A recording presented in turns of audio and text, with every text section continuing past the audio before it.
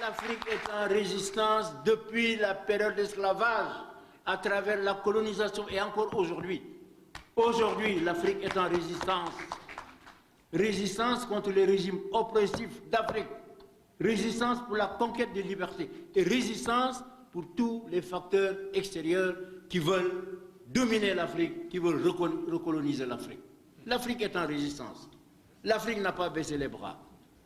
Et c'est en cela que les historiens devraient faire des recherches pour alimenter les cours dans les écoles, pour apprendre.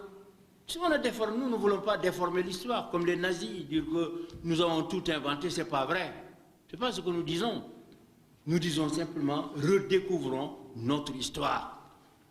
Et en redécouvrant notre histoire, nous aurons des raisons d'être fiers.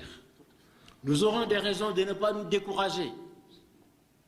Évidemment, nous avons subi un sort qu'aucun peuple presque n'a subi. 5 siècles d'esclavage, 2 siècles de colonisation et encore aujourd'hui la néocolonisation. Mais l'Afrique n'a pas baissé les bras. La preuve, c'est que nous sommes là.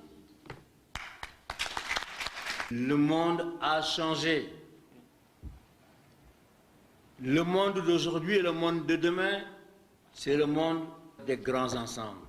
C'est une évolution absolument irréversible. Comment l'Europe en est arrivée là? Malgré les guerres qui ont opposé ces peuples, au XIXe siècle surtout. Chacun guerroyait contre l'autre. Les Anglais contre les Prussiens contre les Français, etc., etc.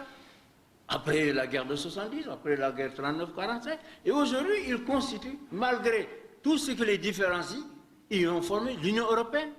Et maintenant, ils sont en train d'intégrer même les peuples slaves de l'intérieur de l'Europe. Parce qu'ils savent que sans grand ensemble, il n'y a pas d'avenir. Clémenceau, pendant la guerre de 70, qui disait que la guerre est trop sérieuse pour qu'on la laisse aux militaires. Mais je crois aussi que le panafricanisme est trop sérieux pour qu'on le laisse au président. Ça doit être un problème populaire. Donc il faut mobiliser les populations sur ce thème, car il n'y a pas d'issue.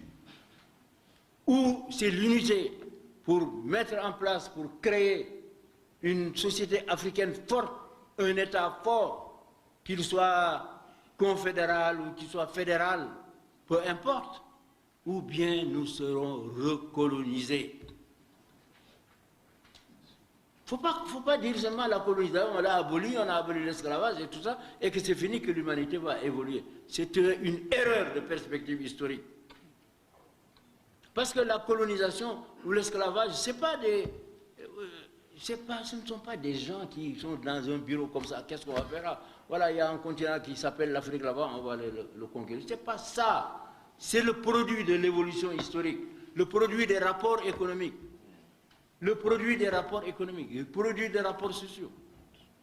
C'est cela. Et puis après, bon, les États suivent. Hein? Quand Monseigneur Desmond Tutu dit aux Blancs, quand vous arrivez chez nous, nous avions la terre, vous avez la Bible. Maintenant, vous nous avez laissé la Bible et vous avez pris nos terres. Vous comprenez? C'est quand même quelque chose. Là, dans ce cas-là, c'est la Bible qui est arrivée avant les colonisateurs. Nous voulons la coopération avec l'Europe, mais nous ne voulons pas qu'on nous impose un modèle ou un style de coopération. Et cela, il n'y a que les intellectuels qui peuvent se placer à ce niveau de liberté et d'indépendance.